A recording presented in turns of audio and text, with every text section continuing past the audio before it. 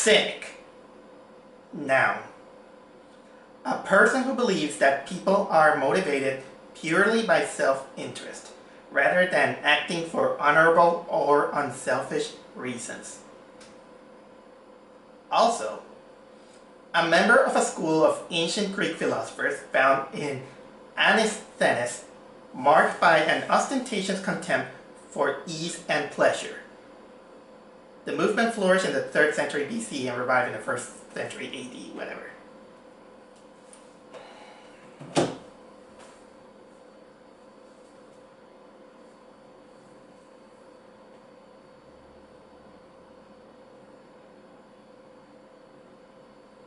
This is what I get for being desperate to at least watch at least a superhero movie.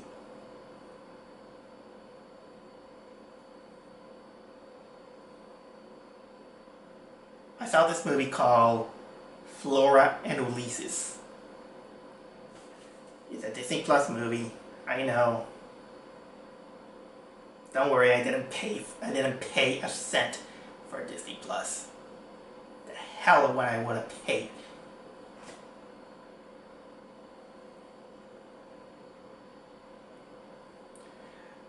Sorry. It's been minutes since I just came back from this movie. God! I hated this movie!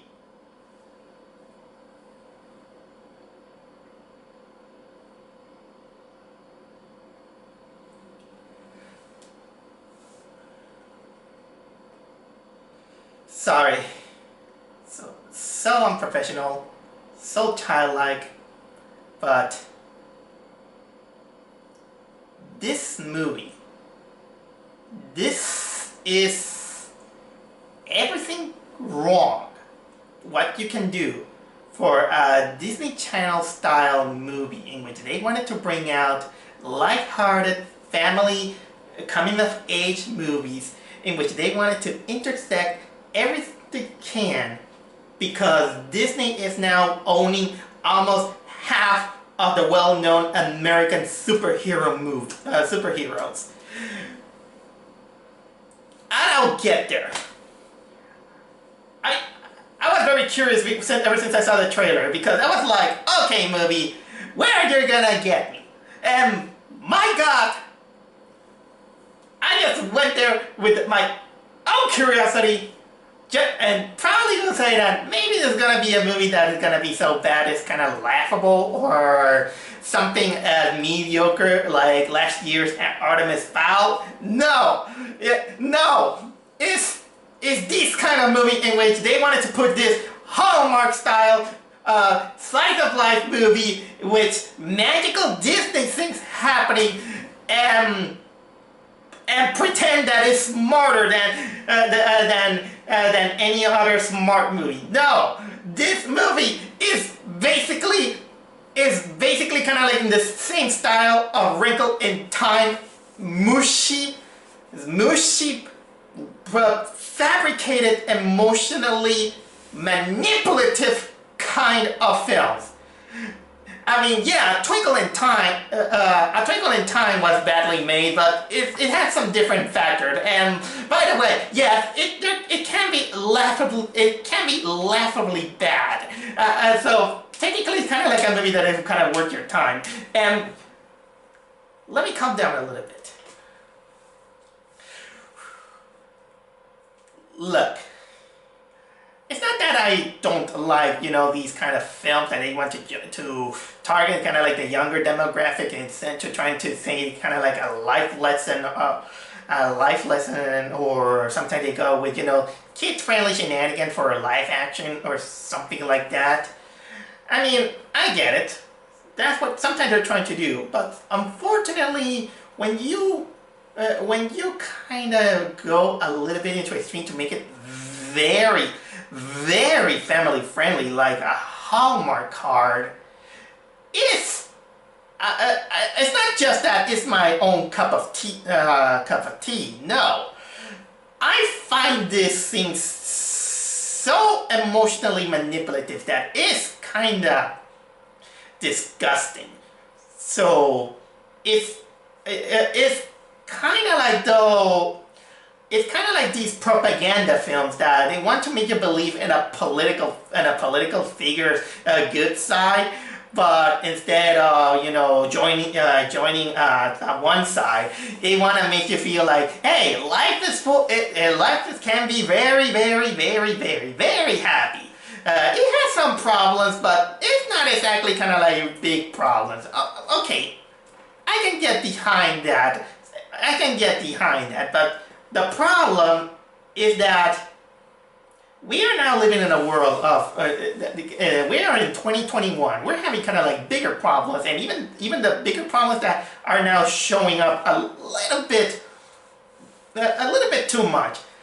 And right now, I think that children and even the audience are growing smarter about their surroundings, and their surroundings is not exactly kind of like pleasant. And in a way, I know that sometimes they want to see a good feel-good movie. I get it. But movies like Flora and Ulysses, this kind of proves how manipulative this whole thing feels. And by the way, if you like this movie, I'm not gonna judge you, by the way. Because it will be a good understanding for me to know if this is a movie that is worth your time. But the more I've seen this movie, at least with my critical eyes, man. And one thing, and by the way, guys, the balls for this movie saying that, yeah, we got a main character that is cynical. Oh, you don't know what cynical means. I'll show you. You're gonna see. This is probably gonna be a really, really, really cynical vlog. So prepare yourself. This is one of those vlogs. So get this. The movie even starts out bragging that they own every single Marvel character in the Marvel universe, even the Fox one. They show you that they own Silver Surfer. They show you that they own Iron Man. They show you they even own Wolverine and the Fantastic Four, all at once. And I'm surprised that this movie didn't even start out with the Marvel logo. I was actually expecting that. Okay, but basically, the movie is about this girl named Flora, who is a self-proclaimed cynic. Who she has her mind, she's very apparently openly creative and all this stuff. It's kind of really smart for a 10-year-old girl, in which kind of spelled like that, like I'm the smartest girl in the world, kind of like giving out kind of like the cutest smile in the world. But basically, she's living with her with a mother who she's a poetry writer, in which somehow she decides to find kind of like a big break on her works by, instead of using a computer, she decides to write with an ancient typewriter. And there is technically kind of like the verge of the divorce between her mother and the father, because apparently the father say that he kind of lost hope because he was kind of like a washed-up cartoonist who wanted to make comics. He created some superheroes in which basically he just created this guy who with a jumpsuit that kind of looks like Metro Man from Megamind, except without a cape. There's also this woman who she's kind of like the female counterpart of Birdman, you know, the Tom Hanks movie, and a hobo with a stick. Wish it was a hobo with a shotgun. That would be awesome. But anyway, this guy is washed up, and apparently he said that nope, I lost hope, and so I leave in the family, and now I work on a Staples. A staple with a boss that he kind of full of his say, hey, or something like that. So yeah, basically, it didn't give, I'll get to the girl a little bit more later, but it's mostly also kind of this girl's acting that I do have a problem with. But basically, this girl kind of admires superheroes. She's kind of smart, and let's say she's worried about her parents until one day, while helping her neighbor with an kind of like a robotic vacuum. This robotic vacuum sucks up a squirrel, and apparently this squirrel because Flora gave this squirrel CPR. She basically thinks that the squirrel has superpowers, and the squirrel begins to live with her. I'll get to this. I get to get more about how that squirrel looked later. Because later, the movie is just this girl hanging out with this squirrel, kind of thinking that this squirrel, because it can do flips, it's kind of like strong or something like that, is indeed a superhero. And by the way, if you think that this is a movie that is gonna be kind of like the girls that's in her imagination, that if this girl is a superhero, no. Actually, this girl has powers. It's just that during the movie, the squirrel shows that has superpowers only when it's convenient for the plot. And this girl kind of knows all, thinking that, okay, now I'm gonna build this squirrel into a superhero. Oh, and by the way, I'm gonna name you Ulysses. And you know why they call it Ulysses? Because Ulysses was the brand of the vacuum that sucks the squirrel. And by the way, how the hell? And by the way, I know that superheroes kind of have these unbelievable origin stories, but it's hard for me to believe that a squirrel gets superpowered because it got sucked by a robotic vacuum cleaner. Oh, and they told me that this robotic vacuum cleaner is run with radiation. I would probably believe that. Or else the squirrel will have cancer like Adam West and Family Guy from that episode.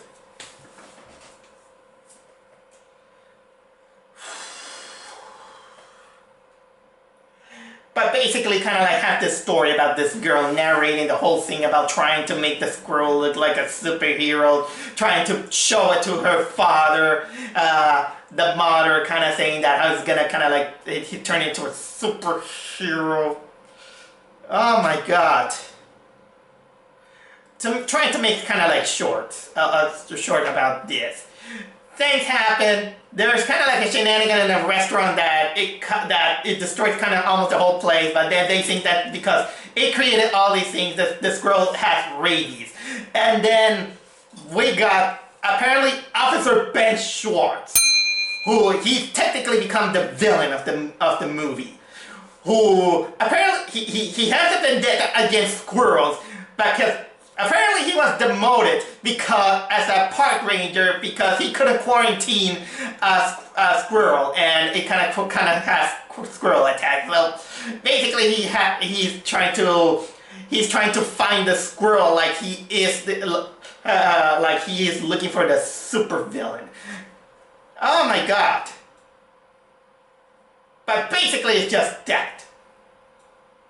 And for that, I'm going to talk to you a little bit more about the movie in pieces from what I remember. First of all, the acting. Oh my god. Oh my god. This is the quality of Hallmark type acting in which you're not afraid to have anyone have a glimpse of an emotion, except for in the range of being that is not sad, not too sad, not almost kind of like everybody happy.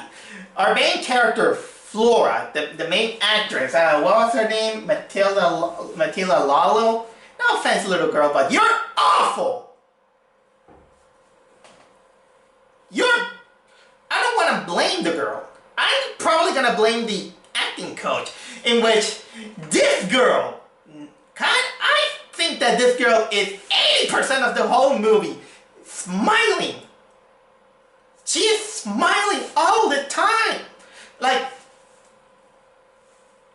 I know that you have to have kids smile because it's kind of cute, but the way she talks like she's technically the kind of like in the level of the Artemis Fowl kid.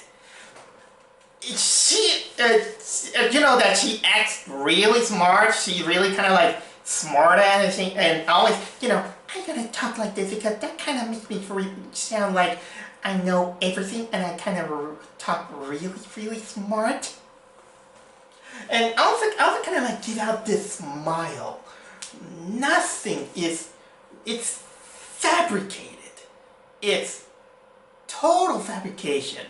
And even the adults, the acting and the direction of the adult of what they do is hallmarky as hell. It's so manipulative that there are a few moments in which you can tell that they can give out some good acting.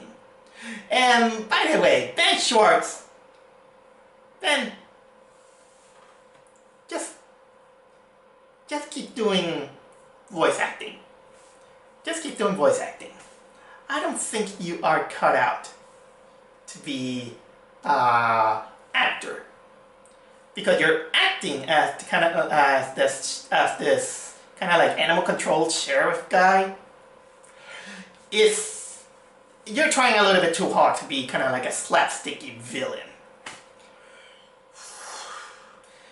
And it has kind of like these horrible timings.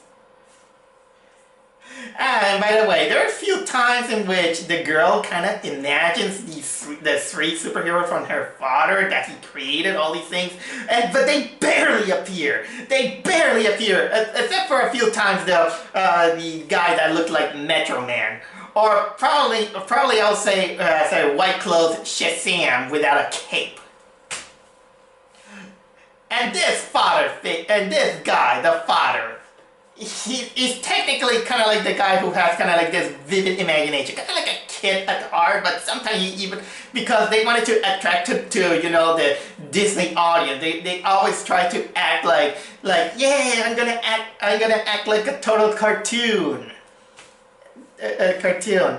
Okay, maybe in a comedy I could buy it, but you kind of didn't deserve it, especially when the mood of the movie is that you're trying to make a kind of like a slice of life coming of age film, and sometimes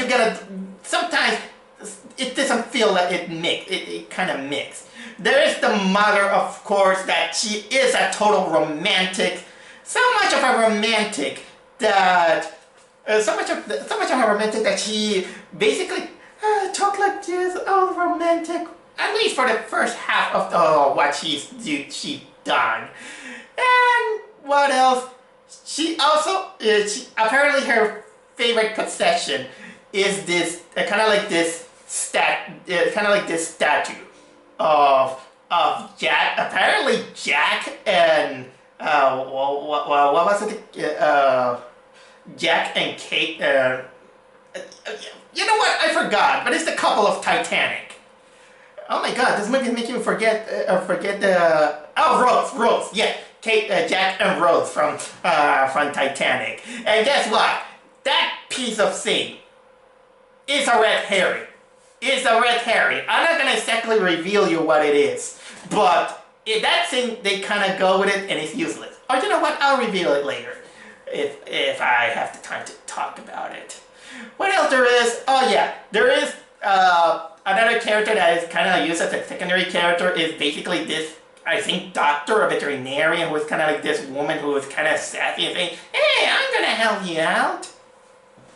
Oh yeah, there's also the neighbor. The neighbor doesn't do much, but there's one thing kind of curious about this movie, in which apparently for the girls as technically kind of like quote unquote sidekick, the neighbor also has this nephew, in which he kind of becomes kind of like the tag-along for the Flora girl, which is, believe it or not, is a boy with hysterical blindness.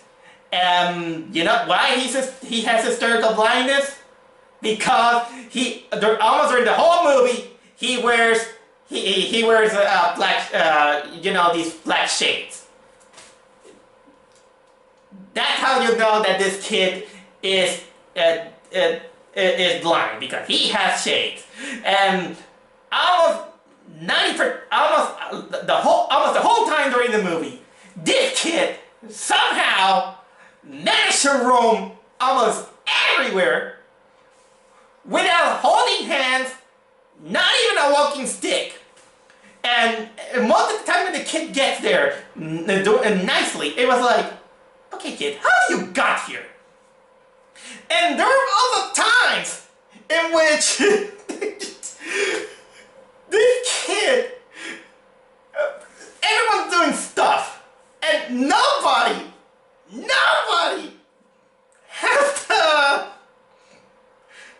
has kind of like the humane act of at least grabbing this kid by the hand or to guide him.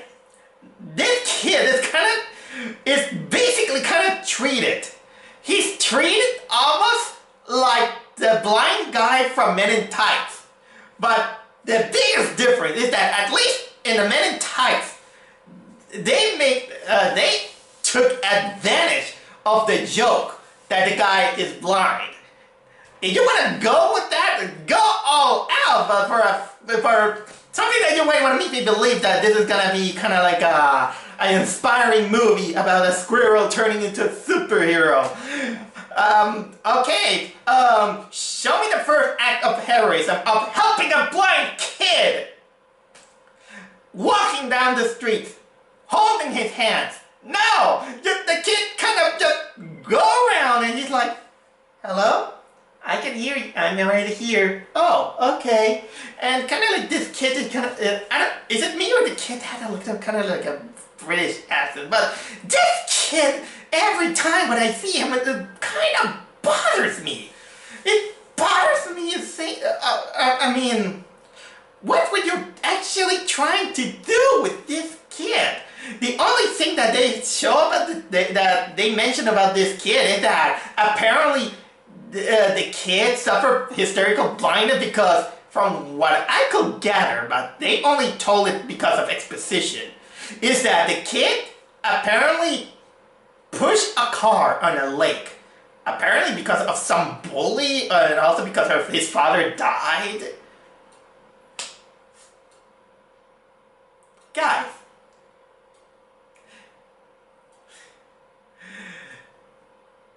if you want better lesson on how to make fun of the blind, again, watch Men in Tights.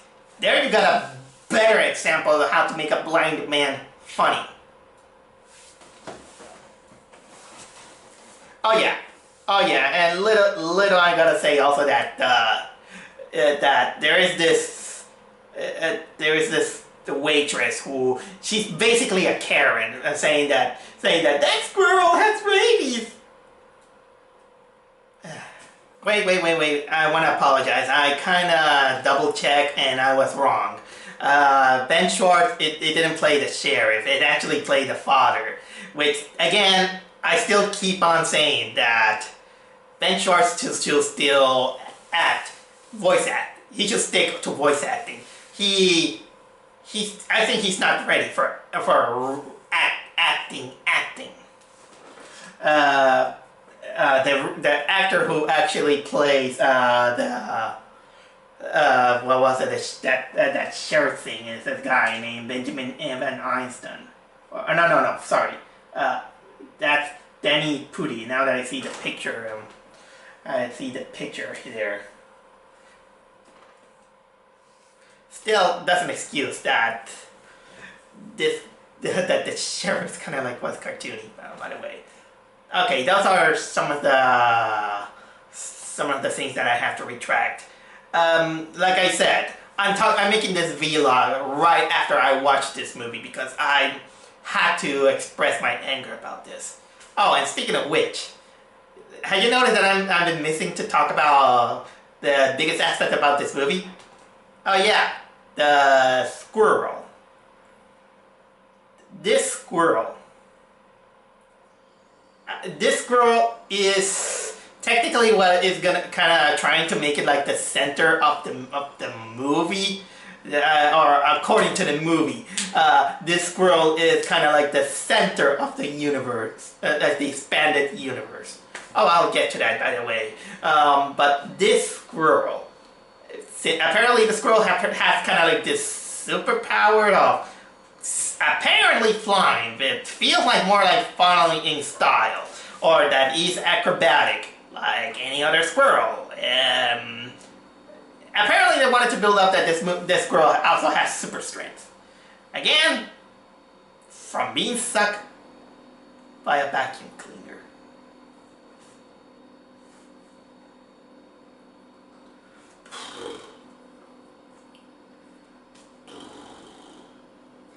But here's another thing about this squirrel.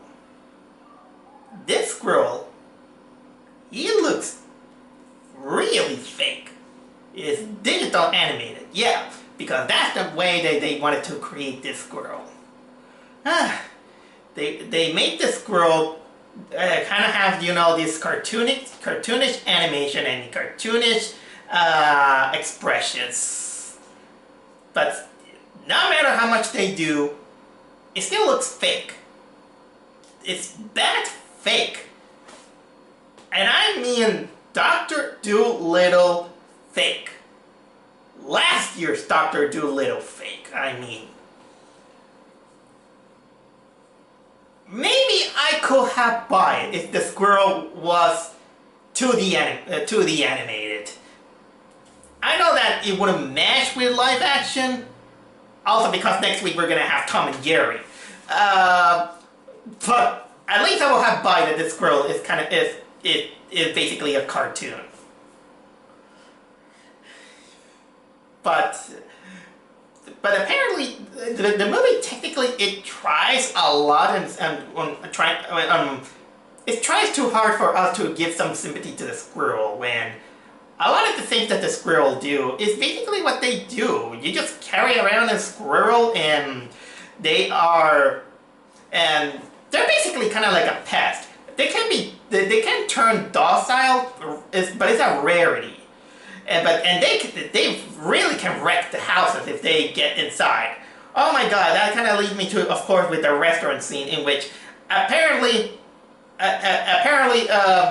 they wanted to make this squirrel kind of kept like a secret or something like that, but for no reason. There was kind of like no reason to hide the squirrel.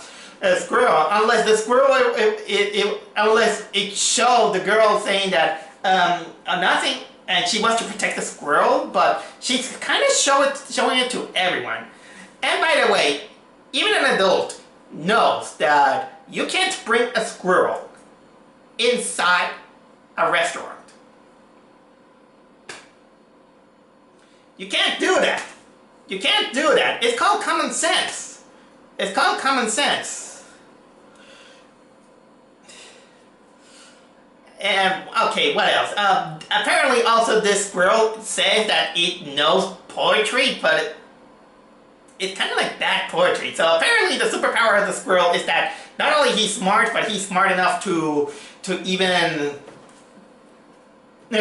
understand the language of people so much that he can even typewrite poetry.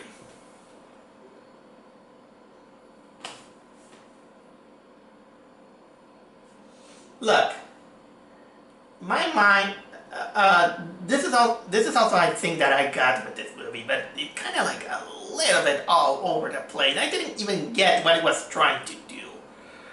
Oh, but also I want to mention that the squirrel is not the only bad CGI in this movie. There's also a cat. A cat that basically is kind of like a foil to the animal control guy. And somehow the cat, number one, because Hollywood hates cats, it's kind of like a villainous cat, but not to the squirrel, but the other one. But also somehow they managed to make a cat that looks worse than the squirrel itself. Or better yet, they made a cat in this day and age that looks worse than Garfield, the Bill Murray Garfield. How is that possible? And Disney kind of bragging themselves being kind of like the kings of media. Bravo! Bravo!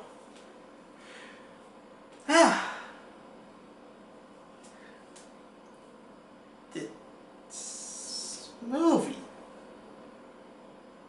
And by the way, guys, personally, here is where the movie falls flat. But I mean, let alone the bad acting, let alone the ridiculous but kind of approachable plot of you know a girl with a superhero squirrel. Let alone adults not acting like adults, and of course the blind kid and all these things. I could have forgiven a lot of things, but what this movie, the biggest thing that this movie commits, and it's what makes it fall flat, it's its insensate way to brag themselves that this is their life, this is how superheroes are. It pretty much fool on itself, saying that this is kind of like a superhero movie. You know what this movie is? Is technically the kind of movie who thinks that they're gonna save the world, they're creating a movie to be inspiring, but unfortunately it more feels like you're kind of like a snob. Because like I said, when you start out with kind of like a scene in which it shows all the superheroes and licensed superheroes, by the way, that Disney bought from the Fox and from the Fox included.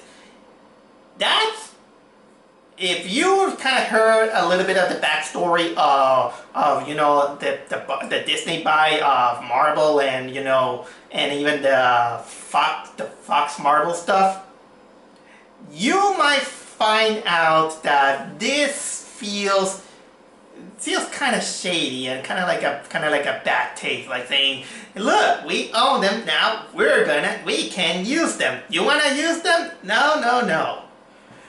And every once in a while, this film kind of thinks that it knows the superhero, what superheroes, because and not even the kind of like the Silver Age superhero thing.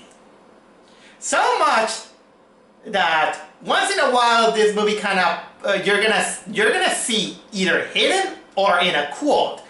You're gonna hear out lines that kind of references the superhero from the Marvel universe. For example, one girl. For example, I did notice the one that has kind of like a Captain America shield. There was a line that cringed me in which the girl kind of screamed, "Flame on! Flame on!" By the way, here's another bullshit. Do you know, in one of the scenes, the doorbell ring, and guess what? The tone of the doorbell is the Imperial March of Star Wars. Because Disney has Star Wars.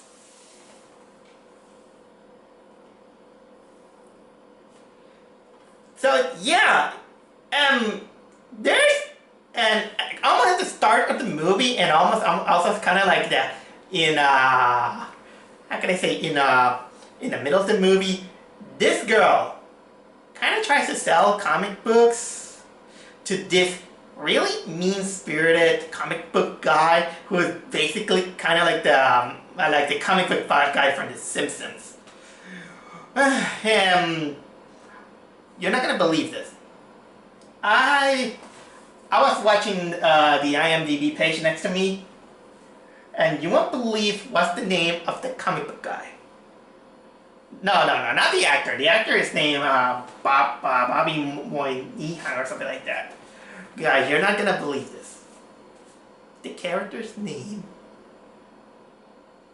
is Stan Lee. Stan Lee. Or Stanley. But it is written here like Stan Lee.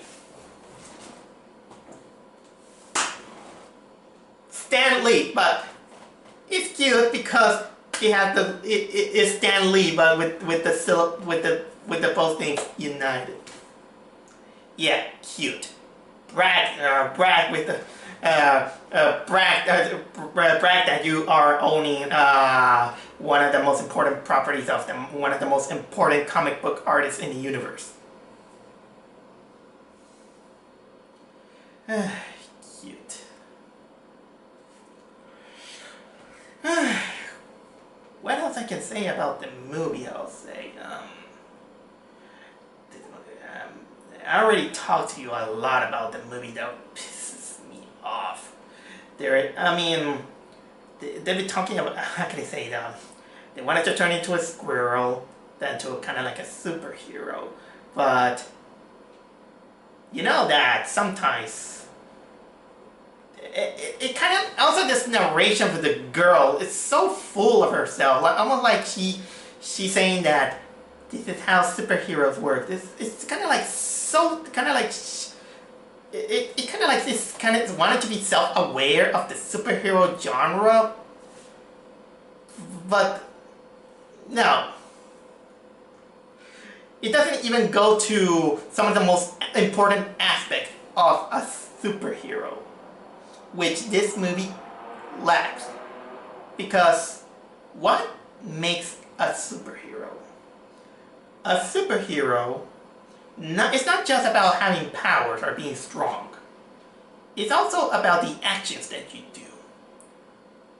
A superhero, yeah, you need powers to be a superhero, but a superhero saves people. This Squirrel, he saves no one. He almost saves the blind kid from falling. Yeah, but he gets distracted and let the kid fall, and I'm surprised that he didn't break his legs. There's a moment in which he finally saves someone. Technically just one person. He basically kind of saves a family. That's not being heroic. That's actually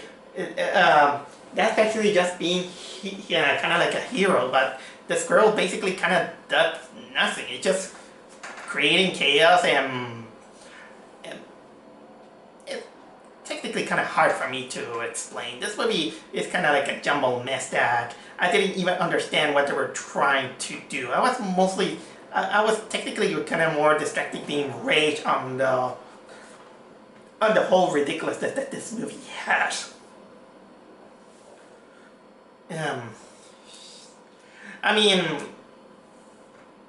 Because and by the way, the goals of this movie having, saying that this family, they're having kind of like a problem with the family, that they're having kind of like the problem, a father who is working on a kind of like a Staples place, and a mother who's kind of like a washed-out writer, but somehow, they're living in a big, nice-looking house. That's the Disney formula. No matter how much your family struggles in their jobs, and probably in a kind of like a dead-end job, they still have the goal to at least have a nice house with lots of decorations and a room for a big, kind of like a bedroom. How can I say? There's a bedroom for the girl's bedroom is really, really big. So, lo and behold. Oh, and by the way, remember that I mentioned what was the Jack and Rose porcelain statue? There was I'm not gonna exactly what I said, but this was a moment in which the girl, she didn't act like the hero that she was actually talking. She was actually talking more like a villain. Let's say, okay, I'm gonna talk kind of like, I'm gonna spoil it. You know what? Freak it. Because kind of like at the moment, kind of like almost by the climax of the movie. Almost, not the climax, but almost by the climax. Because the squirrel kind of wrote kind of like a bad poetry, and the mother had kind of like this interview with kind of like a reporter who's gonna watch some of her samples, and she apparently reads one of the squirrel's poetry. So much that, yeah, that kind of sucks. I'm out. The the mother kind of loses it, and because she feels like she kind of blames the squirrel, she grabs the squirrel, kind of make a note saying the squirrel saying that, dear Flora, I'm gonna go back to the wild, thank you. But this woman, but so basically, the Flora girl, she's like, no, hey, blind kid, follow me. We're gonna stop my mother and to bring back Ulysses. Oh, and by the way, I'm gonna grab this porcelain statue of Jack and Rose from Titanic, and we're gonna keep it as a ransom hostage to give me Ulysses, or I'm gonna break the statue. And yeah, the mother kind of had this change of heart. She brings Ulysses back, and the girl's first action when she sees the mother is like, bring me Ulysses, or I'm gonna break this. I'm gonna break this. And the mother's like, no, dear, I brought you Ulysses back. Really? Whoops! And of course, because they wanted to become subtle, the two pieces break. But they break, and it breaks near kind of like a puddle or something like that. The Jack statue sinks, just like in the movie. And the father kind of Father Ben Schwartz kind of like say like kind of this. Oh well, so much. That's how it ended, like the movie or something like that. The girl wasn't even punished.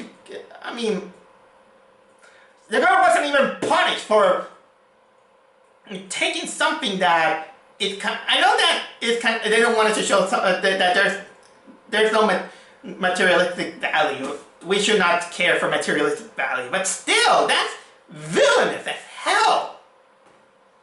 Oh yeah, and then of course we get the climax, which apparently they wanted to imitate Beethoven, but Beethoven was a better movie than this, in which, of course, the animal control guy, he shoots the squirrel, and of course, he's gonna send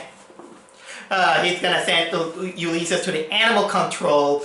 So they're gonna apparently, because look, I'm not an expert, but I'm pretty sure that to prove animals have rabies, they kind of have a procedure. I don't know if it's true, if they're gonna have kind of like a brain sap or something like that, like he mentioned. But I'm pretty sure that because here's another thing that this movie kind of trying to hammer in your head, that there's that rabies this, rabies that. I mean, they even kind of mentioned that the girl who at the beginning of the movie gave CPR, mouth to mouth, with a squirrel, she might have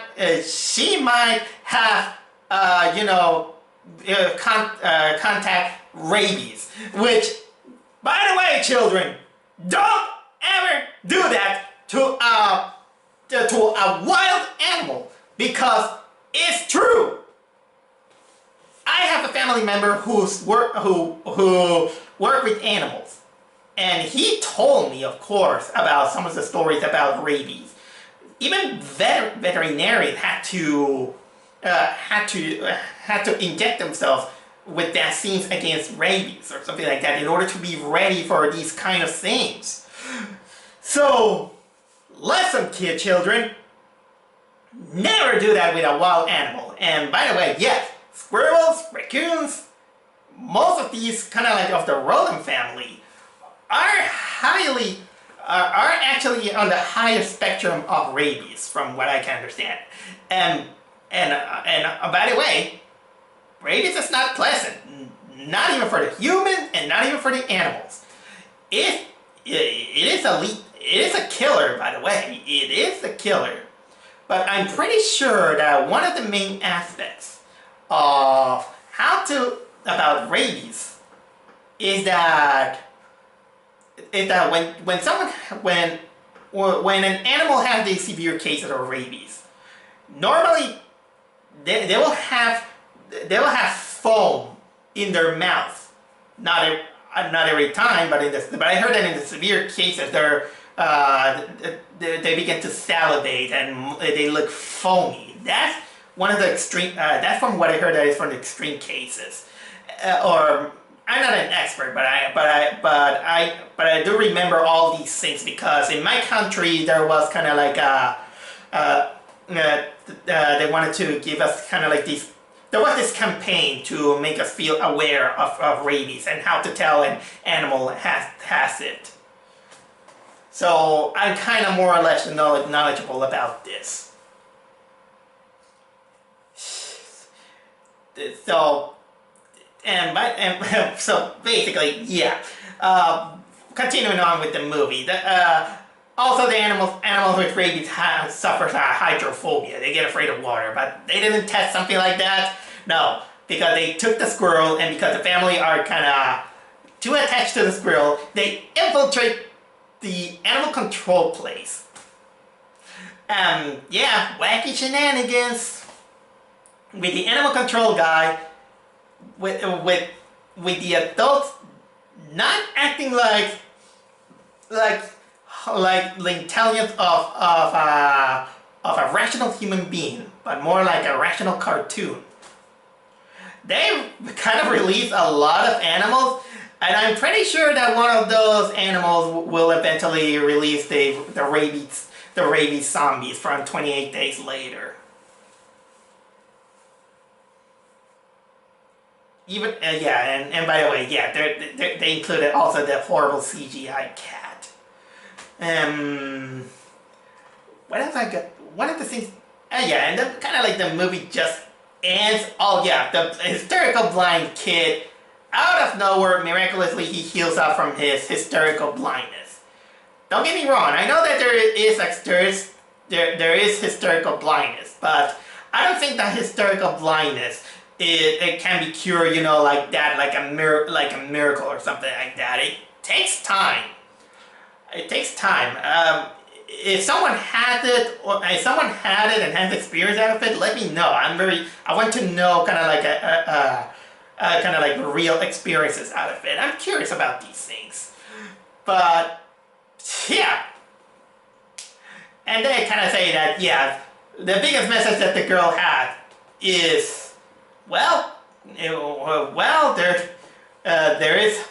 there is hope when you see it. There is hope when you see it, and when you see it, then you will not become a cynic. Girl, you were the least cynical thing I have ever seen. You want to see someone cynical? I am the cynical person. And I already told you that a cynical person is when they see a lot of negative things. But this girl, she never, not a lot of moments she was kind of like a cynic. She was more like the cynicalism is more on her attitude more. It's like, yeah, yeah, whatever. And she was more like a smartass than a cynical. When I see cynical, cynical is almost like saying that, hey, the world is, hey, it's my birthday. Yeah, but you know what? You're growing older now. That's technically kind of like what cynicism is. Cynicism, I mean. So you didn't earn that cynicalism. I've seen a lot of cynical things, but you didn't earn it. And for a company that is Disney is trying its best to be the least cynical of all the companies. The only way you can be cynical on Disney is when you're working as the CEO or a corporate. This is where the cynicalism is. So for something that you claims that you want to show a movie that you don't want to be cynical, this movie is cynical. It is as cynical, as manipulative as many Disney wannabe feel-good films. So screw what this movie tried to do. Screw what it wanted, that it bragged so much that it wanted to be a superhero movie. You want to know? You want to know? You want to know? You want to know other places where they can show you what is a real hero? Well, it's not just DC and Marvel. Other places you can see some good shows that even shows or movies that explore superheroes. Look, for example, My Hero Academia. Even though I don't agree a lot with My Hero Academia, but it's kind of close to about the superhero things. Even in the most cynical way. Or how about something cynical but word smart on the subject of superheroes? One Punch Man. One Punch Man. Well, One Punch Man makes fun of the whole superhero genre. There is some moment of cynicism, but it also shows, at least with our main character, what is a superhero. But Flora and Ulysses, no. This is, by far, this is my first worst movie of the year. I hope it gets lucky and I don't find something that makes me so angry. So with that said, this movie deserves no Excelsior.